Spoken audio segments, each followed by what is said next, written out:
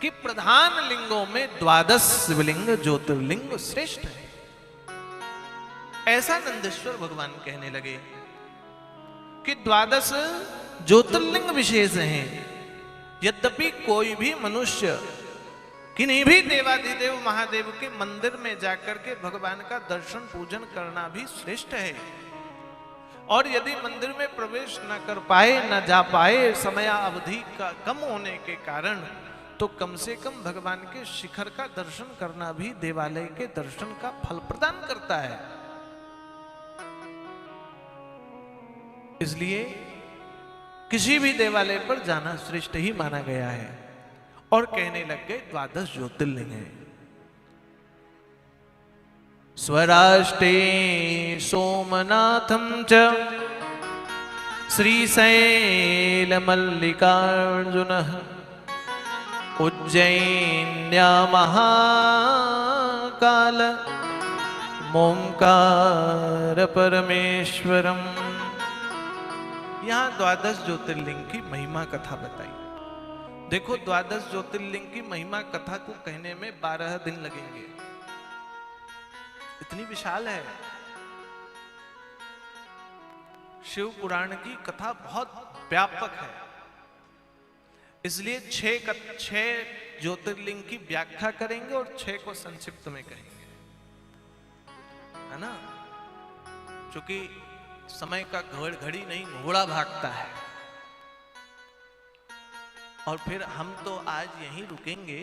हमारे लगभग साथ रहने वाले लोग आज प्रस्थान भी करेंगे। किसी की ट्रेन जल्दी है, कोई 8 बजे जाएगा, कोई 9, ऐसे।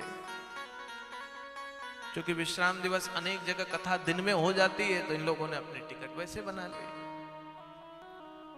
पूर्व किन्हीं की कल से कथाएं हैं, हमारी भी है, तो हमारी तो बगल ही में है, तो हम तो यहां से हवन इत्यादि करा के फिर जाएंगे और फिर वहां कल 3 बजे से फिर घाटशिला में कथा करेंगे। तो कहने लग गए प्रथम ज्योतिर्लिंग है स्वराष्ट्रे सोमनाथम च। अब सबसे पहला वहां ज्योतिर्लिंग साउंड बॉक्स के पीछे दिखाई दे रहा होगा। यह सबसे पहला ज्योतिर्लिंग है, स्वराष्ट्रे सोमनाथम च। ये श्रेष्ठ ज्योतिर्लिंग स्वराष्ट्रे सोमनाथम च। आप लोग यदि सोमनाथ गए हैं तो श्रेष्ठ है, नहीं गए हैं तो जाइए। द्वादश ज्योतिर्लिंग में सबसे पहला ज्योतिर्लिंग सोमनाथ ज्योतिर्लिंग माना गया है। वर्तमान में मोहम्मद गजनबी पूर्व काल में लगभग 19 बार सोमनाथ पर आक्रमण किया, और ऐसा हमारा इतिहास कहता है कि मोहम्मद गजनबी 900 जहाज सोने का लूट कर ले गया। सोमनाथ ज्योतिर्लिंग पर इतना धन था।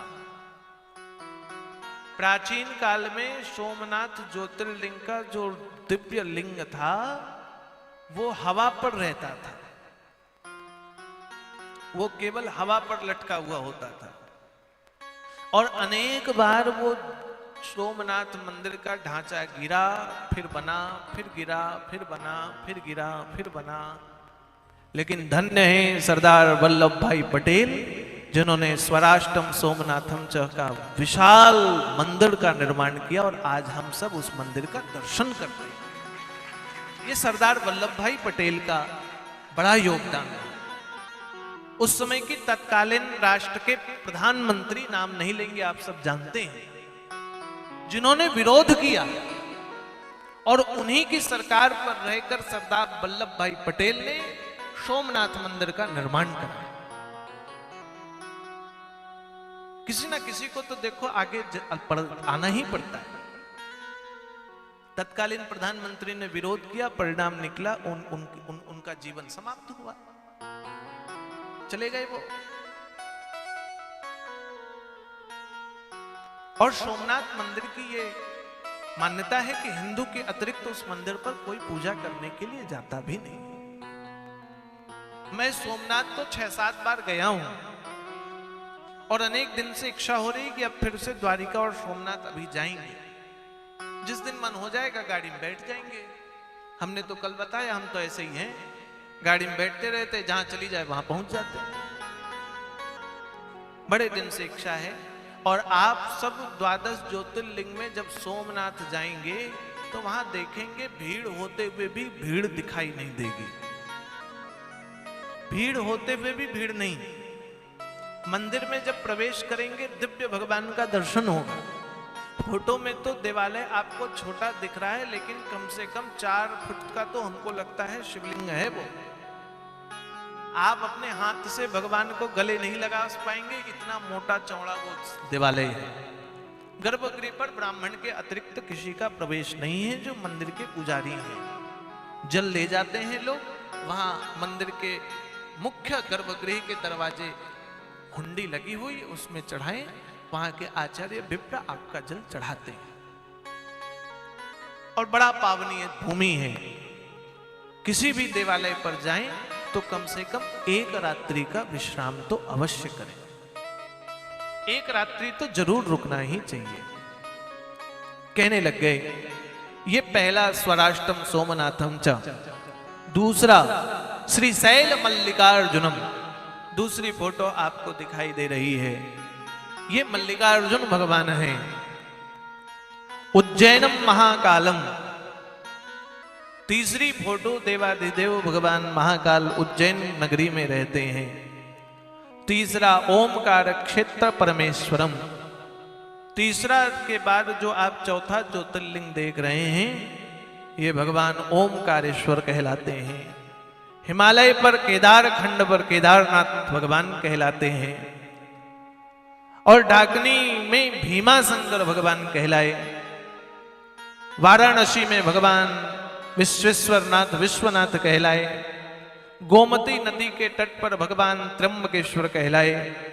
चिता भूमि पर भगवान वैद्यनाथ कहलाए। दारुक वन में नागेश्वर भगवान कहलाए। और सेतिवंध रामेश्वरम में भगवान रामेश्वरम कहलाए। रामेश्वरम के साथ भगवान फिर घुसमेश्वर कहलाए। और इस प्रकार से ये 12 ज्योतिर्लिंग हैं। केवल भगवान के इन 12 ज्योतिर्लिंग का दर्शन, और दर्शन हुआ तो श्रेष्ठ है, दर्शन नहीं हुआ तो ये कोटि रुद्र संहिता में आप ये इस श्लोक का पाठ, जिसमें 12 ज्योतिर्लिंग के विषय में कहा गया है, इसका पाठ नित्य करने पर भी 12 ज्योतिर्लिंग के दर्शन का फल प्राप्त होता है। ये 12 ज्योतिर्लिंग हैं। और कहने लग गए नंदेश्वर भगवान, ध्यान देकर के कथा को सुनिए। सोमनाथ से कथा के आरंभ हम लोग करते हैं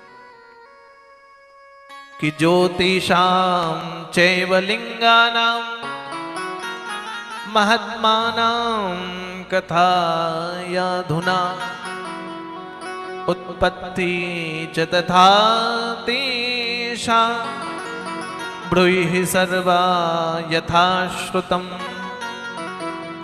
अब ध्यान लगा करके, मन लगा करके श्री सोमनाथ ज्योतिर्लिंग के निर्माण, उत्पत्ति और भगवान सोमनाथ के अवतार की कथा सुनिए। कहते हैं कि बहुत कालखंड पूर्व जो सोमनाथ प्रथम ज्योतिर्लिंग है, इसकी कथा इस प्रकार से है। हमने कल आप लोगों को कथा बताई कि चंद्रमा का विवाह दक्ष प्रजापति के 27 कन्याओं के साथ हुआ। उन 27 कन्याओं का विवाह जब चंद्रमा के साथ हुआ तो प्रथम तो चंद्रमा बड़े आनंद के साथ उन सभी के साथ रमते रहे, लेकिन धीरे धीरे धीरे धीरे चंद्रमा का मन विशेष रोहिणी पर आकर्षित हुआ। दक्ष को जब पता चला तो श्री दक्ष प्रजापति जी चंद्रमा को समझाने आए, चूंकि चंद्रमा दामाद हैं दक्ष के, और दक्ष को समझाने आए। चंद्रमा ने चंद्रमा को कहा, देखो भाई जो हुआ सो हुआ, लेकिन अब आप हमारी बेटियों पर ही ध्यान आकर्षित करें, आप रोहिणी पर ध्यान न लगाएं। आपकी 27 पत्नियां हैं, लेकिन चंद्रमा बड़ा दुष्ट होने के कारण दक्ष की बातों को नहीं माना, और दक्ष की बातों पर न मानते हुए दक्ष तो चले गए, यथावत रोहिणी पर ही वो रमने लगे। समय बीता, दक्ष की वो 27 कन्याएं जब दुखी हुई, अपने प्रजापति पिता को बताया, तो दक्ष को अति क्रोध आया और क्रोध में आकर दक्ष ने चंद्रमा को श्राप दे दिया।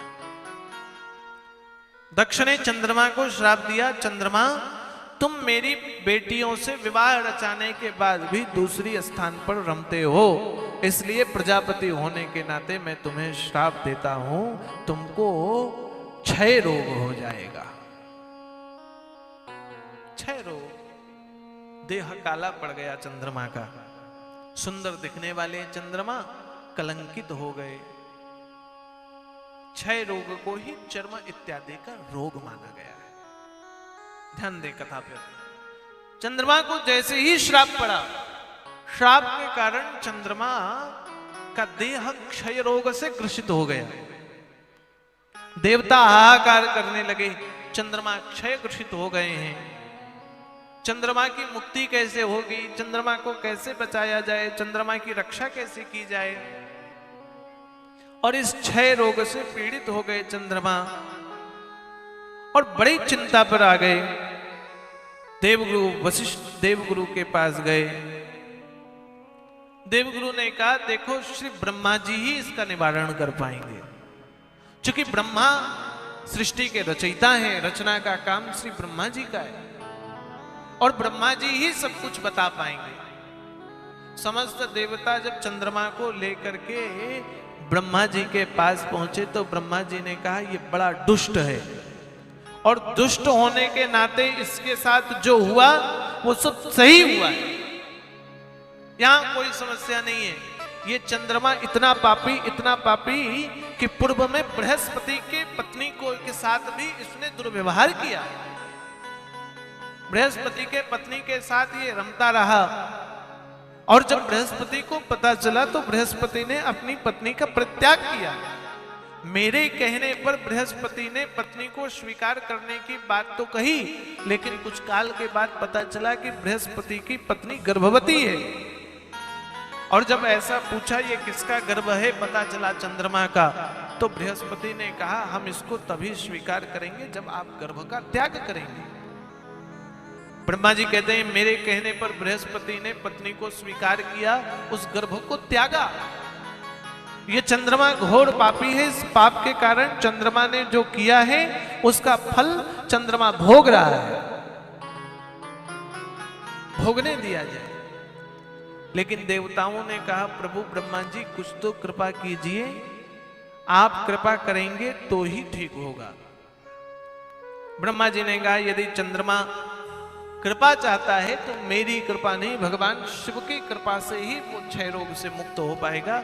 इसका सामर्थ्य केवल भगवान शिव को है, इसके अतिरिक्त इसकी मुक्ति का कोई माध्यम साधन नहीं है हमारे पास। ब्रह्मा जी ने कहा, चंद्रमा तुम महामृत्युंजय भगवान का ध्यान करो, पार्थिव शिवलिंग का निर्माण करो और चंद्रमा तुम प्रसन्न भाव के साथ उस लिंग की उपासना करो। ऐसा करने से तुम्हारे ऊपर भगवान प्रसन्न होंगे। तो चंद्रमा समुद्र के तट पर विराजमान होकर के वहां पार्थिव शिवलिंग का निर्माण करके भगवान देवाधिदेव महादेव की पूजा अर्चना करने लगे। चंद्रमा ने पूजा अर्चना की ब्रह्मा जी की बातों को सुन करके, और ऐसा चंद्रमा ने 6 मास तक पूजन किया। 6 महीने तक चंद्रमा ने वहां पूजन किया। महामृत्युंजय भगवान वृषभानु का, भगवान वृषभध्वज का पूजन किया। स्थित चित्त होकर के 10 करोड़ बार चंद्रमा ने महामृत्युंजय मंत्र का जाप किया। और 10 करोड़ बार चंद्रमा ने जब महामृत्युंजय मंत्र का जाप किया, उस जाप का परिणाम ये निकला कि भगवान देवाधिदेव महादेव प्रसन्न हुए, भगवान की प्रसन्नता हुई।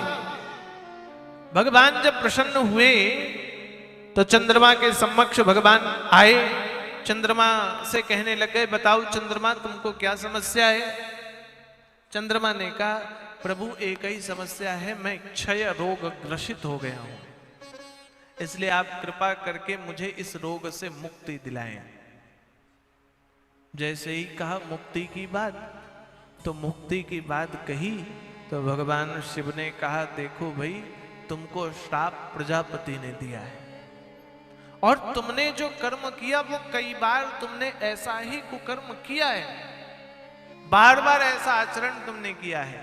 यद्यपि तुमने 10 करोड़ बार मेरे महामृत्युंजय मंत्र का जाप किया, इसलिए मैं तुम पर प्रसन्न हूं। इसलिए जाओ, मैं तुम्हें आशीष देता हूं, 15 दिन तुम्हारे क्षय रोग से मुक्ति के होंगे और 15 दिन तुमको क्षय रोग में प्रवेश के होंगे। ऐसा आशीर्वाद भगवान ने दिया। तो चंद्रमा 15 दिन धीरे धीरे धीरे धीरे क्रमशः क्षय रोग से मुक्त होकर के पूर्ण सुंदर लालिमा पर आता है और फिर श्राप के अनुरूप चंद्रमा पूर्णिमा के बाद फिर धीरे धीरे धीरे धीरे घटना आरंभ हो जाता है। एक काल ऐसा आता है जब चंद्रमा क्षय से ग्रसित होते हैं, ग्रहण लगा और चंद्रमा दिखे नहीं। देवताओं ने भगवान की वंदना की, बारंबार परमेश्वर को नमस्कार किया और भगवान शिव द्वारा जिस स्थान पर भगवान ने ये चंद्रमा ने पूजन किया, उस स्थान पर भगवान का देवताओं ने पूजन किया। ऐसा शिव पुराण में वर्णन आता है कि देवताओं पर भगवान शिव प्रसन्न हुए और प्रसन्न होकर के देवताओं को आशीर्वाद भी दिया। उस भूमि को सोमेश्वर नाम से विख्यात हुआ, आगे चल के वही श्री सोमनाथ कहलाया। ये श्री सोमनाथ, इनकी पूजा करने से क्षय, कुष्ठ रोग इत्यादि का निवारण होता है।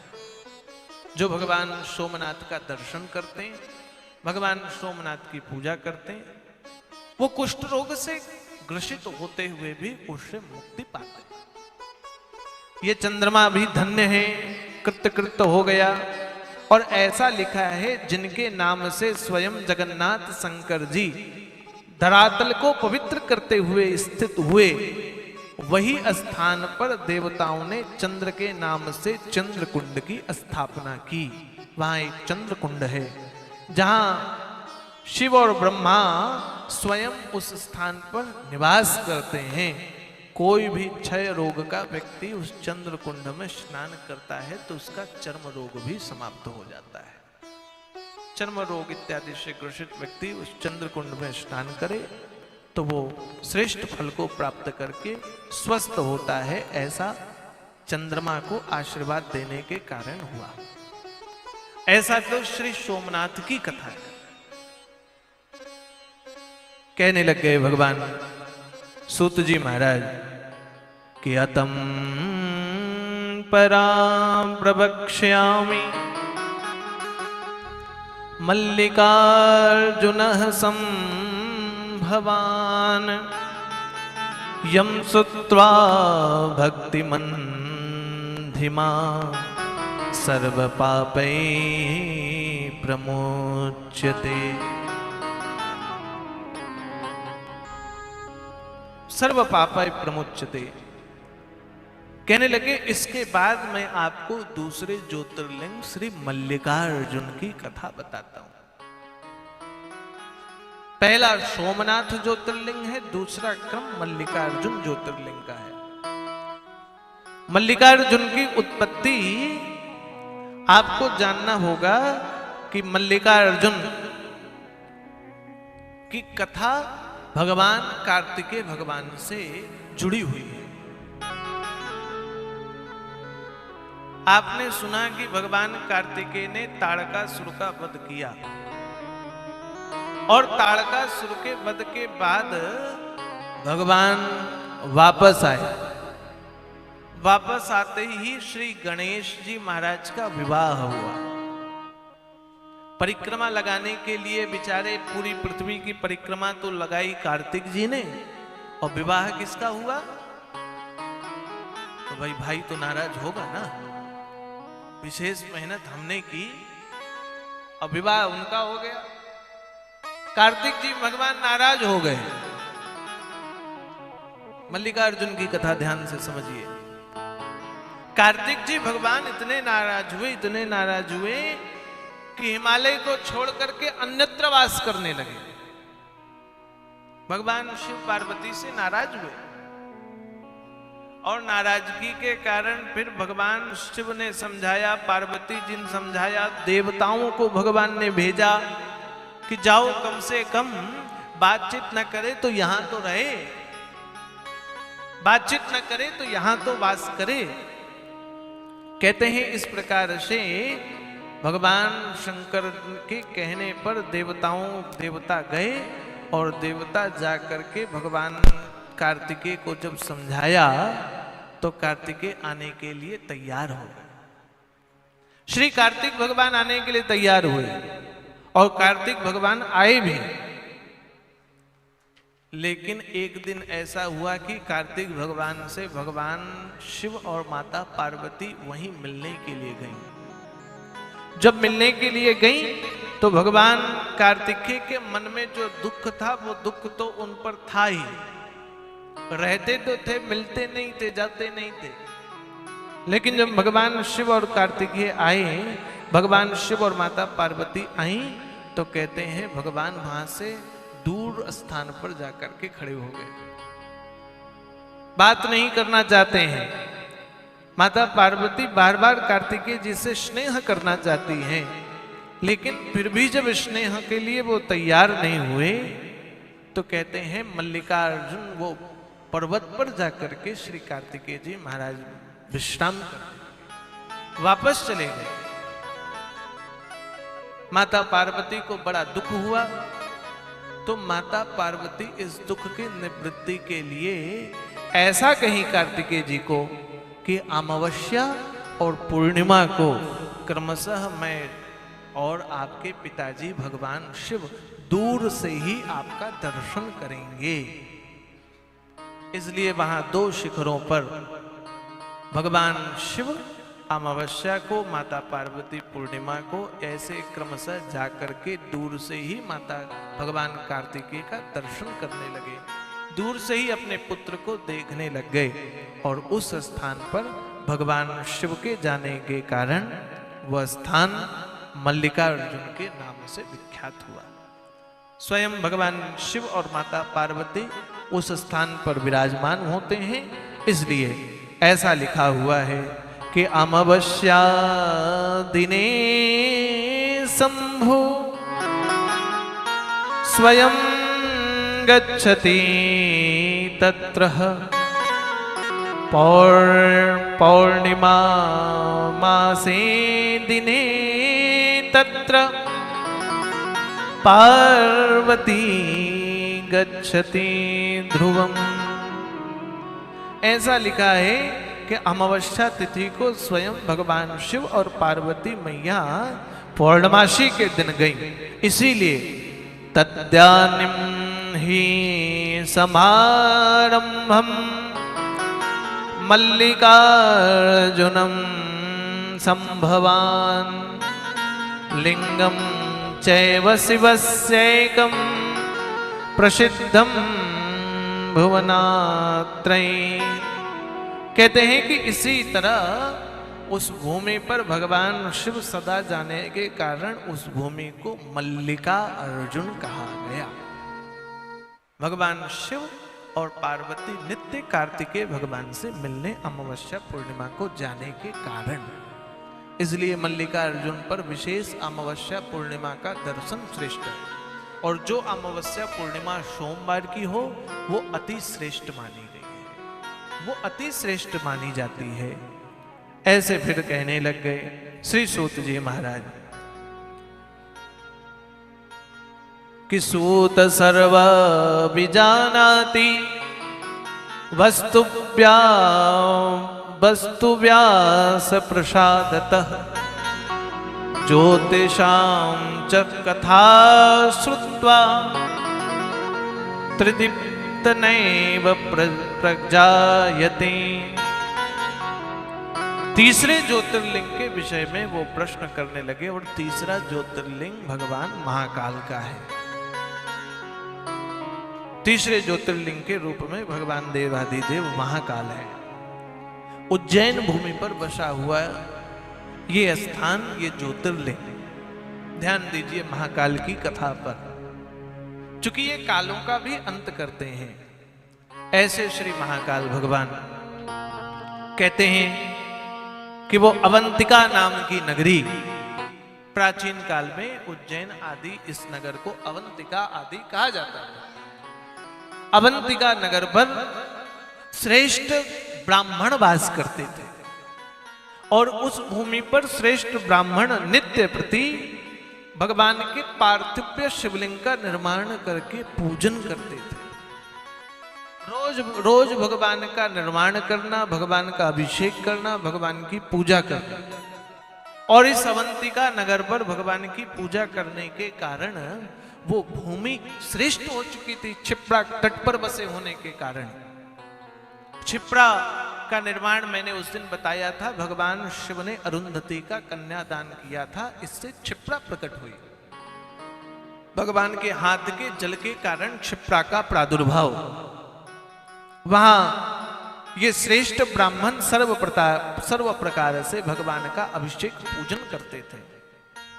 कहते हैं एक दिन की बात है, उस अवंतिका नगर में, वहीं अवंतिका नगर में एक बड़ा भयंकर पापी दैत्य हुआ और वो दैत्य, महापापी दैत्य, ब्राह्मणों को कष्ट पहुंचाने वाला देवप्रिय, प्रियमेधा, सुकृत और सुब्रंत नाम के ये 4 दैत्य, उनके पुत्र।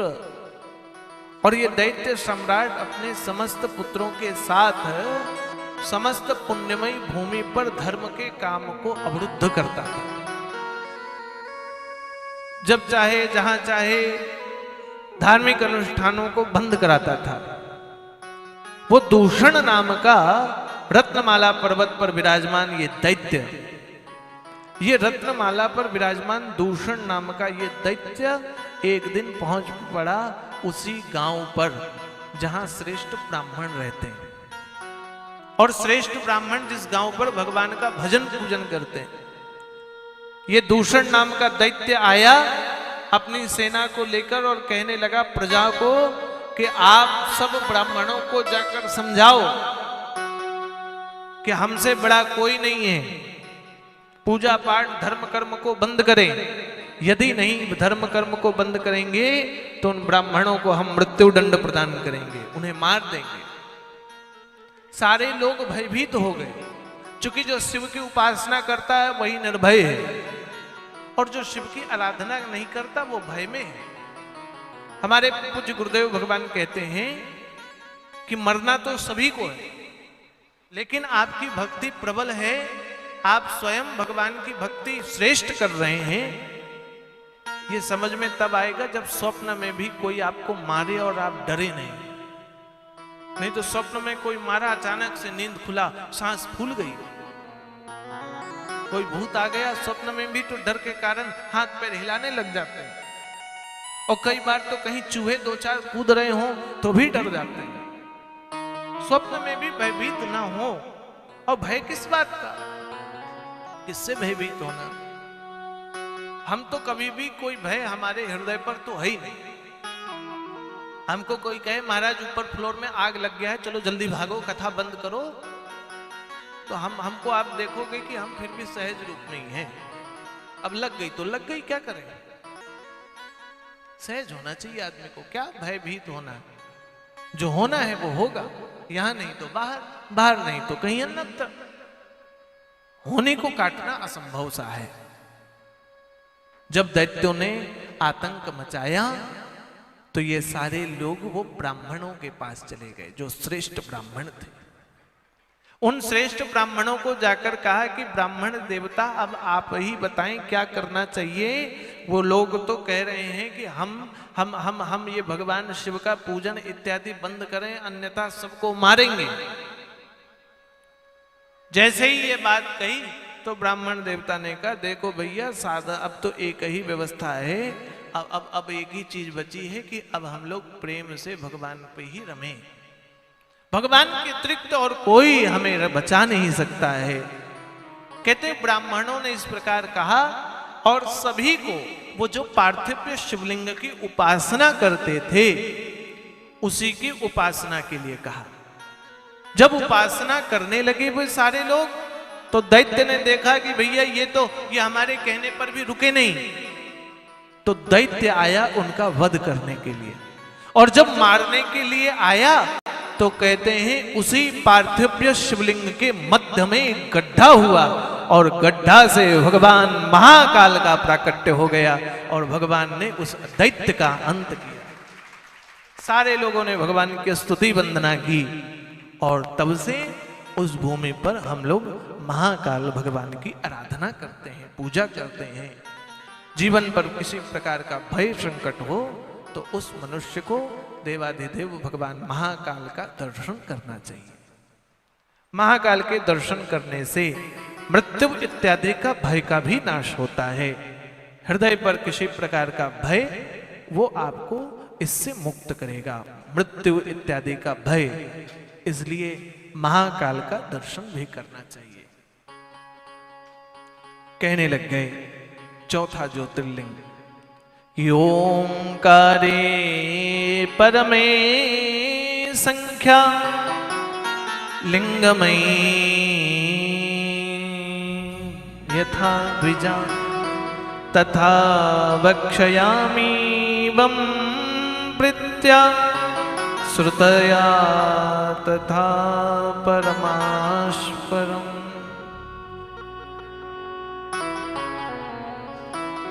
चतुर्थ ज्योतिर्लिंग के रूप में ओमकारेश्वर ज्योतिर्लिंग है। चौथा ज्योतिर्लिंग श्री ओमकारेश्वर। ये ओमकारेश्वर ज्योतिर्लिंग भी मध्य प्रदेश में महाकाल ज्योतिर्लिंग की घनिष्ठता पर ही स्थित है। नर्मदा नदी के तट पर महाकाल से ओमकारेश्वर की यात्रा मुझे लगता है 3-3.5 घंटा या 4 घंटे का ही है। कभी भी महाकाल जाएं तो ओमकारेश्वर भगवान के दर्शन के लिए भी जाएं। धीरे धीरे ओमकारेश्वर ज्योतिर्लिंग घिसते घिसते छोटा होने लगा, इसलिए स्पर्श पूजा इत्यादि बंद कर दी गई। आप बाहर से जल चढ़ा सकते हैं, नजदीक से दर्शन कर सकते हैं। केवल नर्मदा नदी के तट पर ये दिव्य ज्योतिर्लिंग वास करता है। कहते हैं कि एक बार की बात है, ये दिव्य स्थान एक बार गौकर्णेश्वर नामक भूमि पर देवर्षि नारद गए और श्री नारद जी महाराज गौकर्णेश्वर भूमि पर तप कर रहे थे, साधन कर रहे थे, भजन कर रहे थे। और जो तप साधन भजन कर रहे थे तो वहां विंध्याचल पर्वत आकर के खड़ा हो गया। नारद जी के समक्ष विंध्याचल आया और विंध्याचल आकर के अपनी श्रेष्ठता दिखाने लगा। आकर के विशाल रूप धारण किया विंध्याचल ने और नारद जी को कहने लगा, देखो नारद, मैं भी पर्वतों में श्रेष्ठ हूं, मेरी भी काया बड़ी है, मैं विशाल हूं, मुझ में क्या कमी है, मैं बड़ा श्रेष्ठ दिखाई देता हूं। और अभिमान बस विंध्याचल ने नारद जी के सामने ये बात कही। जब नारद जी के समक्ष ऐसी बात विंध्याचल ने कही तो नारद जी हंसने लगे। विंध्याचल ने कहा, आपके हंसने का कारण? तो नारद जी कहते हैं कि तुम भले ही गुणवान हो, तुम भले ही श्रेष्ठ हो, तुम भले ही ऊंचे दिखते हो, बड़े होते हुए भी, लेकिन जानते हो सुमेरु पर्वत से सुंदर और श्रेष्ठ नहीं हो। क्यों? क्योंकि सुमेरु में तो देवता वास करते हैं, सुमेरु पर्वत पर देव हैं, इसलिए तुमसे भी श्रेष्ठ सुमेरु है। विंध्याचल को बड़ा बुरा लग गया। कि मैं श्रेष्ठ हूं, सब कुछ है, लेकिन मेरे पास देववास नहीं करने के कारण मेरे से श्रेष्ठ सुमेरु है। कुछ तो उपाय करो नारद जी कि देवता मेरे ऊपर भी वास करें, मैं भी श्रेष्ठ हो जाऊं, मैं भी देवालयों में मैं भी पूज्य हो जाऊं सुमेरु जैसा। तो कहते हैं पूज्य तभी तुम हो पाओगे जब भगवान महादेव की उपासना करोगे। तो कहते हैं वो प्रसन्न भाव से भगवान की ओमकार का ध्यान करने लगा। कौन? विंध्याचल पर्वत। श्री विंध्याचल ने भगवान के ओमकार का ध्यान किया और ओमकार का ध्यान करता रहा 6 महीने तक भगवान श्री ओमकारेश्वर का ओम का ध्यान किया। और जब ओम का ध्यान किया तो देवाधिदेव महादेव भगवान प्रकट हुए, दर्शन दिए। विंध्याचल ने कहा प्रभु आप आए हो, मेरी एक ही कामना है कि सुमेरु के सहित देवता हम पर वास करें, विंध्याचल पर वास करें, ऐसा आशीष आप हमको प्रदान करें। भगवान मनी मन सोचने लग गए ये विंध्याचल तो है तो पापी,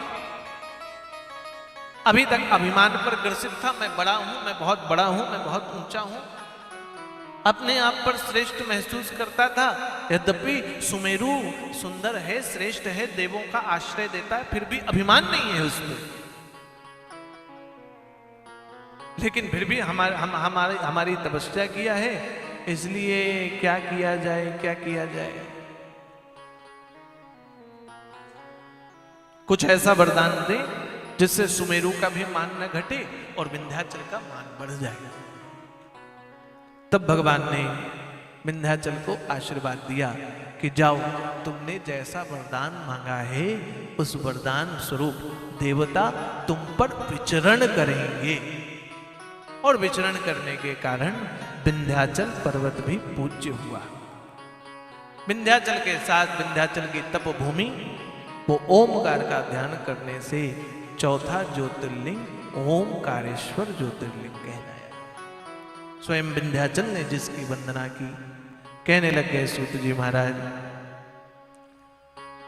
कि नर नारायणो ख्यायो यवातरो हरिद्विजा ते पते भारते खंडे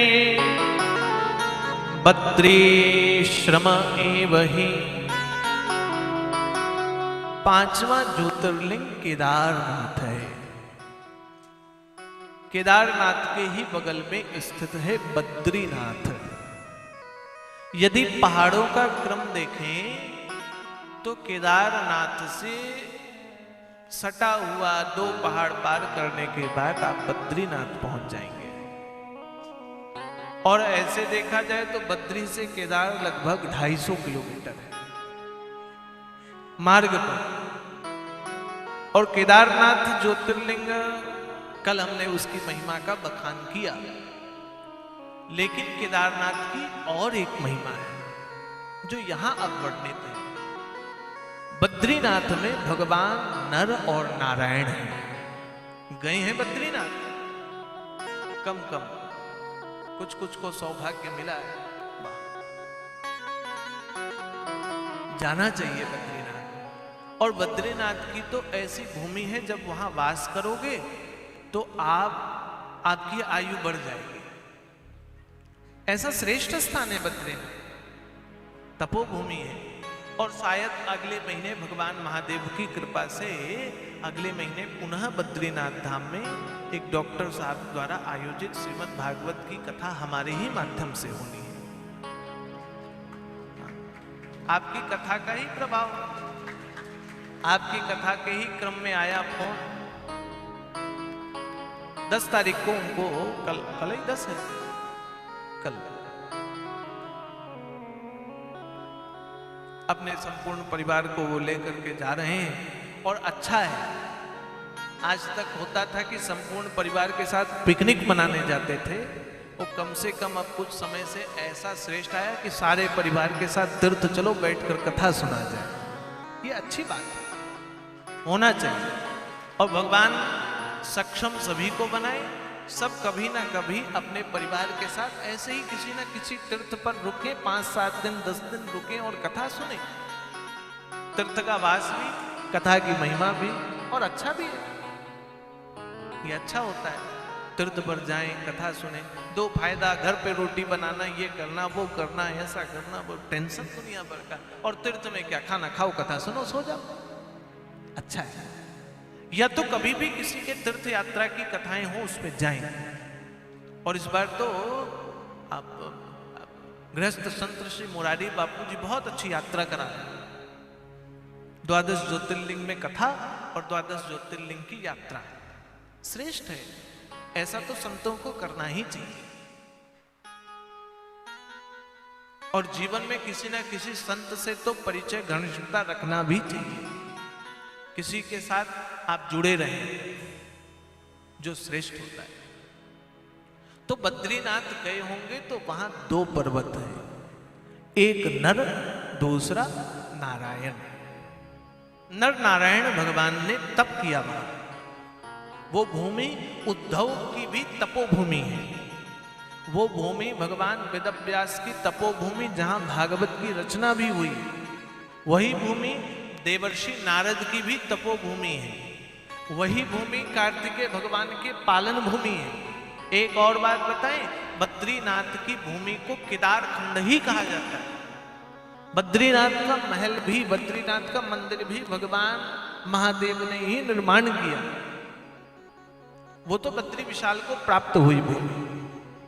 कहते हैं वो उस भूमि पर नर और नारायण दोनों तप करते थे। और तप करके नर नारायण भगवान रोज भगवान पार्थिव शिवलिंग का निर्माण करते थे। एक पर्वत पर नर और दूसरे पर्वत पर नारायण। यही आगे जन्म पर कृष्ण और अर्जुन हुए, ऐसा वर्णन आता है। तो दोनों जब तप करते थे उस भूमि पर, तप करते करते कई वर्ष बीतते गए। रोज भगवान का निर्माण करें, भगवान का पूजा अभिषेक करें, भगवान की स्तुति करें, भगवान का ध्यान करें। भगवान को भी रोज आना पड़ता था, दर्शन देकर जाना पड़ता था, क्योंकि नर नारायण का इतना तप था। तो एक दिन नर नारायण ने कहा, प्रभु अब आप रोज आते जाते हो, एक कार्य करो, यहीं वास करो। और तब से भगवान उस भूमि पर रहने लग गए। वो भूमि केदारनाथ कहलाने लगी। ऐसा लिखा है शिव पुराण में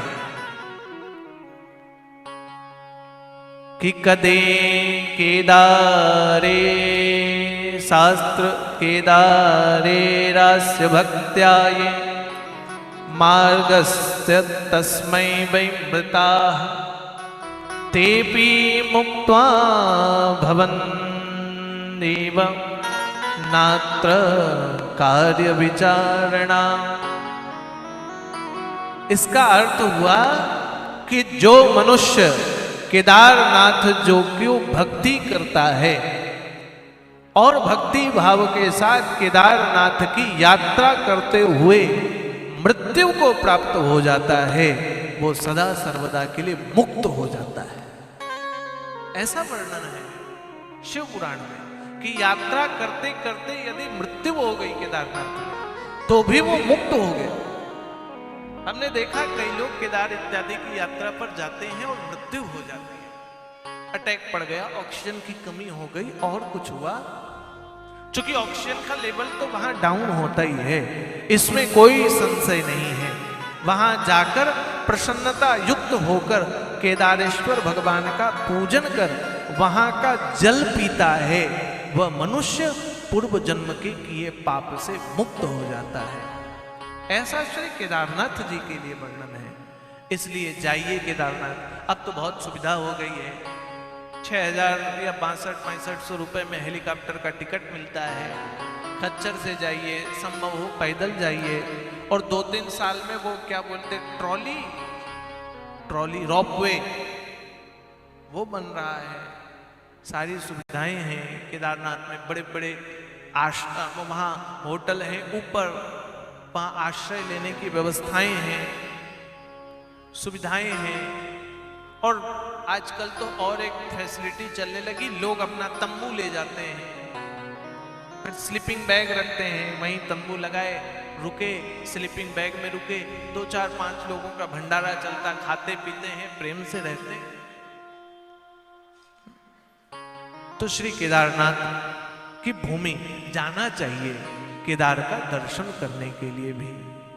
कहने लगे सूत जी महाराज छठवें ज्योतिर्लिंग के विषय में कि अतः परम प्रक्षयामि महात्मायं भैम संकरम यस्य श्रवण मात्रेण सर्वभीष्टा लभे नरः। छठवें ज्योतिर्लिंग के रूप में भगवान भीमा शंकर। हमको पता है आज मन थोड़ा थोड़ा आप लोगों का कम लग रहा है, गप्पें ज्यादा हो रही, इसका तात्पर्य ही यही है। द्वादश ज्योतिर्लिंग की कथा सुनने का अर्थ है द्वादश ज्योतिर्लिंग का दर्शन कर लेना। और फ्री में दर्शन कौन करा सकता है साधु के अलावा? आप द्वादश ज्योतिर्लिंग की कथा सुन रहे हैं, श्रद्धा से जो सुनेगा उसका दर्शन होगा। और हमको तो यहाँ बैठे बैठे सब दर्शन हो रहे हैं, आपको तो मूड घुमाना पड़ेगा। चिंता न करो, थोड़ी देर में हम भी कथा विश्राम ही देंगे, क्योंकि फिर सबको रुद्राक्ष देंगे, फिर हमको भी सामान पैक करना, ये करना, वो करना, ये करना। अभी तो कथा पूरी होगी, उसके बाद आदमी मिलने वाले भी लगेंगे। 7 दिन नहीं मिल पाए, लास्ट ही दिन सब आते हैं मिलने, पता नहीं क्या होता है। हर कथा का यही नियम। दूसरे दिन हम कहते हैं जिसको मिलना 10 से 12 आए, 10 से 12 आए, लेकिन सारा संशय अंतिम दिन ही खुलता है। पहले दिन तो आदमी देखता है, दूसरे दिन समझता है, तीसरे दिन सुनता है, चौथे दिन प्रश्न आता है, 5वें दिन सोचता है जाऊं कि ना जाऊं, 6वें दिन हम किसी के यहाँ जाते हैं भोजन करने तो मिलते नहीं, तो 7वें दिन पकड़ो। और 7वें दिन हमारा दिमाग रहता अब जल्दी सामान बांधे चले भागे, हमारा ध्यान उधर रहता है।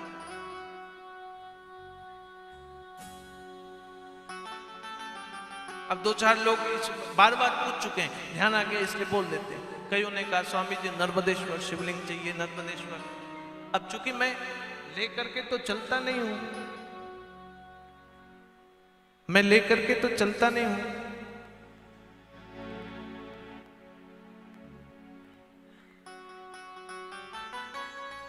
मैं लेकर के नर्मदेश्वर शिवलिंग नहीं चलता हूं। इसलिए यदि किन्हीं को चाहिए तो वो अभी पंडित जी को अपना नाम लिखा दें, या तो एक व्यवस्था है कि हम यहाँ जो समिति है अपनी दादी माई समिति, दादी जो समिति है यहाँ के एड्रेस में हम नर्मदेश्वर शिवलिंग भेज दें। जिनको लेना है इनसे प्राप्त कर लें, उनकी संख्या बता दें किनको लेना है, और किन्हीं को है नहीं हमको तो घर ही में आना चाहिए तो वो अपना एड्रेस लिखा दें, हम कोरियर कर देंगे। ये व्यवस्था है। इसलिए चाहिए किन्हीं को तो बाद में पंडित जी को या समिति के लोगों को बोल देना। अब कल से 4-5 बार लोगों ने हमको नर्मदेश्वर शिवलिंग चाहिए। अब हमारे पास तो एक ही भगवान है, मन हो तो ले जाओ, और क्या कहे, सेवा कर पाओ तो रखो। आसान नहीं है भगवान की सेवा करना, है ना।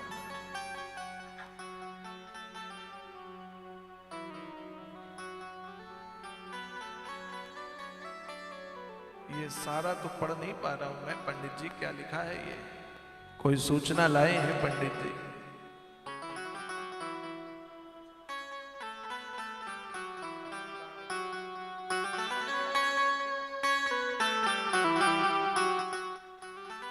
अभी इसकी सूचना कर देंगे।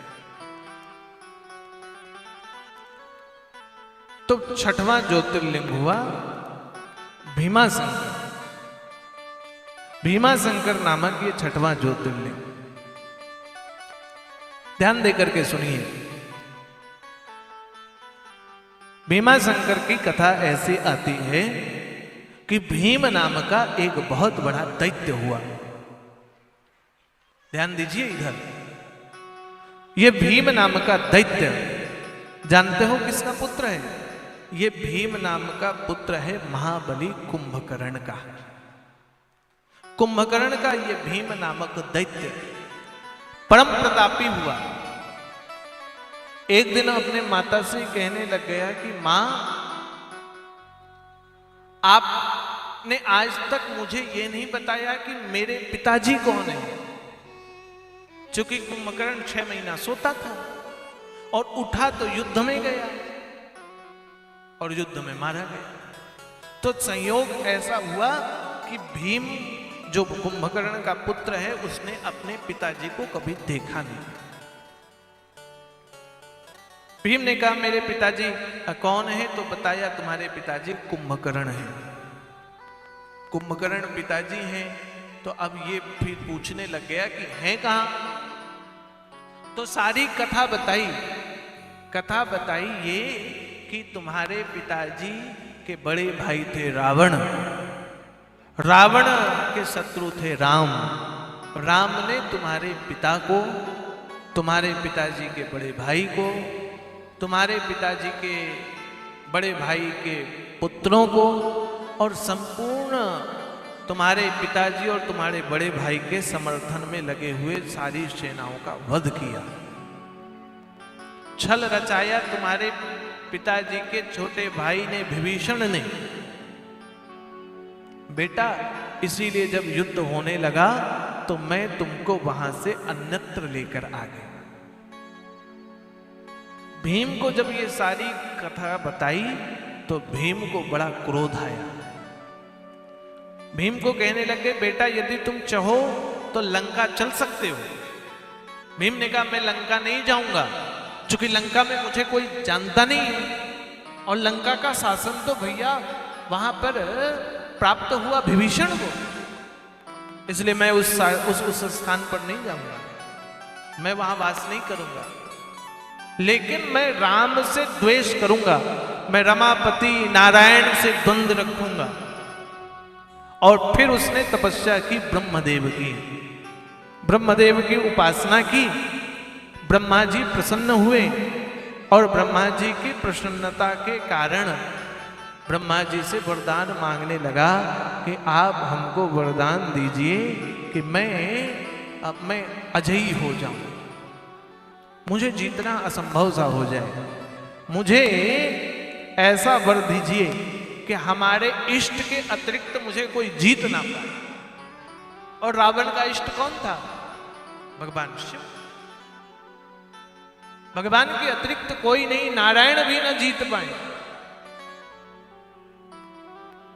भीमा ने ब्रह्मा जी से ऐसा वरदान प्राप्त किया और भीम देवताओं को हराया युद्ध पर। परास्त हुए देवता, और देवता जब परास्त हुए तो विष्णु सहित समस्त देव भगवान शिव के पास पुनः गए। जाकर के सारी वृत्तांत को कहा और भगवान से प्रार्थना की कि प्रभु, आपने सदैव देवों का कार्य बनाया है, देवों के कार्य बनाने के कारण आप श्रेष्ठ हैं। हम आपसे प्रभु एक ही निवेदन चाहते हैं कि आप कृपया करके भीम का अंत कीजिए, जो कुंभकर्ण का पुत्र है इसका अंत कीजिए। कहते हैं कि देवाधिदेव महादेव भीम को मारने के लिए जैसे ही आए, भीम भगवान के श्रीपद पर गया और भगवान के उद्धार करने के कारण उसका भी उद्धार हुआ। और तब से भगवान जिस भूमि पर प्रकट हुए उस स्थान पर भगवान भीमा शंकर के रूप में पूजे जाने लग गए। ये भगवान के 6वें ज्योतिर्लिंग हुए। इस प्रकार से 12 ज्योतिर्लिंग की कथाएं श्रीमद् शिव महापुराण में है। विश्वनाथ 7वां ज्योतिर्लिंग हुआ। और विश्वनाथ की उत्पत्ति तो मैंने कहा इसको तो स्वयं भगवान स्वयंभू ने प्रकट किया, क्योंकि काशी नगर पर स्थित ये विश्वनाथ सबसे पहला नगर यहां भगवान विश्वनाथ ने निर्माण किया। और विश्वनाथ की यह भूमि सदा पूज्य भूमि है। ऐसा शिव पुराण कहता है कि यहां माता पार्वती सहित भगवान शिव सदैव वास करते हैं। विश्वनाथ की भूमि पर इस क्षेत्र में रहने वाला व्यक्ति और इस क्षेत्र पर जिसकी मृत्यु होती है वो शिव पद को प्राप्त होता है। विश्वनाथ की श्रेष्ठ महिमा है और इसी को पूर्व में विश्वेश्वरनाथ भी कहा जाता था, फिर इसको विश्वनाथ कहा गया। 7वां ज्योतिर्लिंग, 8वां त्र्यंबकेश्वर, 9वां परली बैजनाथ चिताभूमि। अब बैजनाथ को लेकर के संदेह है कि एक बैजनाथ तो भैया देवघर में है और दूसरा बैजनाथ दक्षिण प्रदेश की तरफ है। अब कहाँ जाएं, क्या जाएं? दोनों का दर्शन कर लो, श्रेष्ठ है। यद्यपि आद्यगुरु शंकराचार्य भगवान ने देवघर की परली चिताभूमि बैजनाथ का मत दिया है। पूरी पीठ के शंकराचार्य भगवान ने चिताभूमि ऐसा वर्णन आया। तात्पर्य चिताभूमि बैजनाथम कि जहां माता सती का अंश गिरा, इसलिए वहां जो देवघर में स्थित बैजनाथ है वहां माता सती का अंश गिरा है। जो पार्वती मंदिर है वो सती अंश है, इसलिए आद्यगुरु शंकराचार्य भगवान ने श्री निश्चलानंद सरस्वती जी महाराज ने उस देवघर बैद्यनाथ का मत दिया है। तो बैद्यनाथ, फिर नागेश्वर और फिर रामेश्वरम, जहाँ भगवान ने राम सेतु का निर्माण किया। रामायण में ऐसा वर्णन आया है, भगवान ने मिट्टी के ज्योतिर्लिंग का निर्माण करके पूजन किया, ऐसा रामेश्वरम। और फिर घुस्मेश्वरम, ऐसे ये 12 ज्योतिर्लिंग हैं। शिव पुराण कहता है कि इन समस्त 12 ज्योतिर्लिंग का पाठन, पूजन, इनका दर्शन श्रेष्ठ है। सामर्थ्य हो तो मनुष्य अपने जीवन काल में 12 ज्योतिर्लिंग का दर्शन तो अवश्य करे, और नहीं संभव है तो कम से कम 12 ज्योतिर्लिंग का नाम भी उच्चारण करने से आपको इनके दर्शन का लाभ प्राप्त होता है। ऐसी यह श्रेष्ठ शिव महापुराण, ऐसा ये पवित्र शिव महापुराण।